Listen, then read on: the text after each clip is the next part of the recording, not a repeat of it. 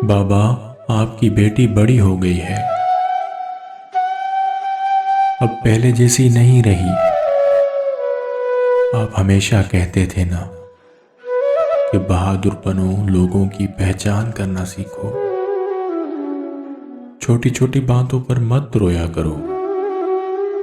तो बाबा, खुश हो जाएं आप कि आपकी बेटी बड़ी हो गई है, जैसा आप चाहते थे। पहले उदास होती थी तो टप टप आंसुओं की नदी बहा देती थी, और अब गीली आंखों से भी हंसती है। पहले सबको बताया करती थी अपनी परेशानी, अपनी तकालीफ, पर बाबा अब उसे कोई जानता ही नहीं कि वो खुश भी है या नहीं। उदास है तो क्यों उदास है। कितना हंसती थी आपकी बेटी, अब बिना बोले दिन भी काट लेती है। वो तो प्यार की जुबान जानती थी बस, जिसे दिलों में फासले पसंद नहीं थे।